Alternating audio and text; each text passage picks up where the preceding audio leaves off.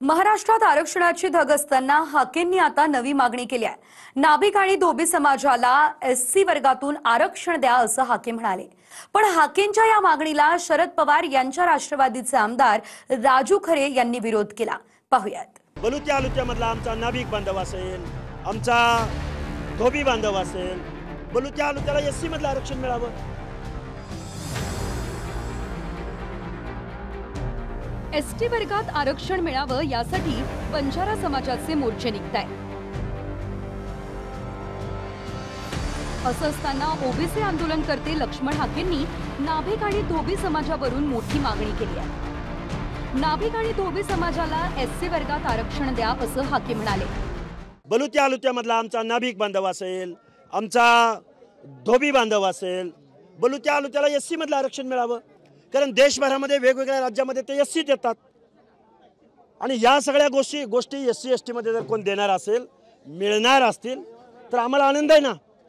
पण हे आरक्षण मिळण्याच्या अगोदर ओबीसींची झोपडी उद्ध्वस्त करण्याची जर भाषा कोण करत असेल तर त्याचं संरक्षण करण्यासाठी हा लक्ष्मण हाके गावगाड्यातल्या 18 पगड जातीच्या हक्काच्या आरक्षणाच्या संरक्षणासाठी रस्त्यावर उतरेल। तुम्हाला एक सांगू का पत्रकार मित्रांनो, मी आपल्याला अतिशय स्पष्टपणे सांगतो, एससी आणि एसटी मध्ये समावेश करण्याचा अधिकार हा पूर्ण केंद्राचा आहे, पूर्णपणे केंद्राचा आहे। कायद्याच्या नियमाच्या चौकटीमध्ये बसून इतरांच्यावर पण अन्याय होणार नाही याबद्दलची काळजी घेऊन सरकारमधले सहकारी तशा पद्धतीचा निर्णय घेत असतात। लक्ष्मण हाके यांनी नाभिक समाजाला आणि परीट समाजाला एससी कॅटेगरीतून आरक्षण द्यावं अशी जी नवीन मागणी केलेली आहे त्या मागणीचा मी सर्वप्रथम निषेध करतो। मी लक्ष्मण हाके यांना विनंती करतो की हे फुकटचे सल्ले देऊन महाराष्ट्रामधला जातीय सलोखा बिघडवण्याचं काम तुम्ही करू नका। तुमचा जो काही वावर आहे तो तुमच्या पुरता मर्यादित ठेवा। हा जो काही तुमचा अतिउत्साह आहे तो दाखवणं योग्य नाही। कुठल्या तरी कोणाच्या तरी पेरोलवरती येऊन कसल्याही सवंग लोकप्रियतेच्या घोषणा करू नयेत। महाराष्ट्रात नाभिक आणि धोबी समाजाला ओबीसीत आरक्षण आहे, पण इतर राज्यांमध्ये या समाजाला वेगवेगळ्या वर्गात आरक्षण आहे। धोबी समाजाला उत्तर प्रदेश, बिहार, मध्य प्रदेश, पश्चिम बंगाल आणि दिल्लीत एससी वर्गात आरक्षण आहे।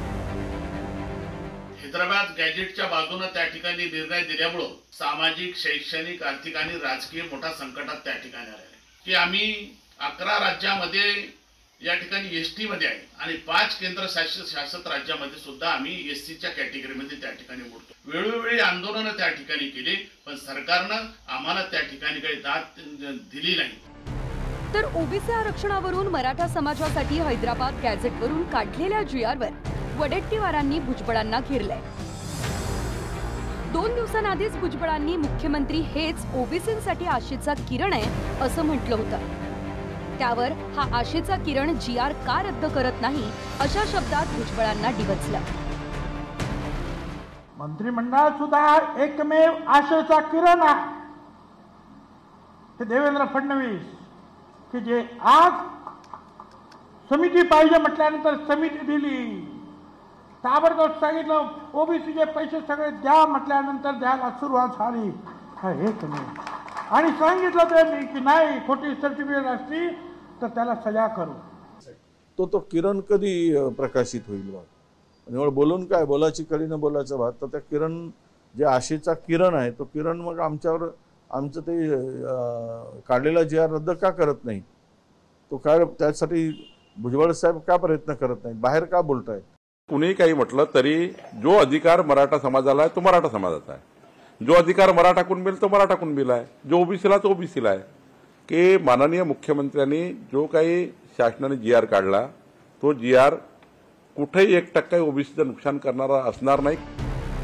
जीआरमुळे ओबीसींचं 1%ही नुकसान होणार नाही असं आरक्षण उपसमितीचे अध्यक्ष बावनकुळे सांगतायत।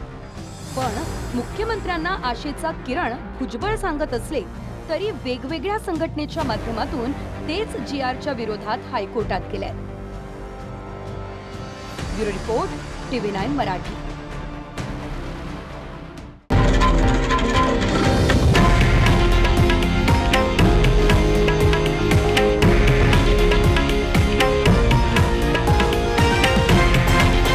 हे आहे देशातील नंबर 1 न्यूज नेटवर्क आणि आपण पाहत आहात TV9 मराठी, एकमेव.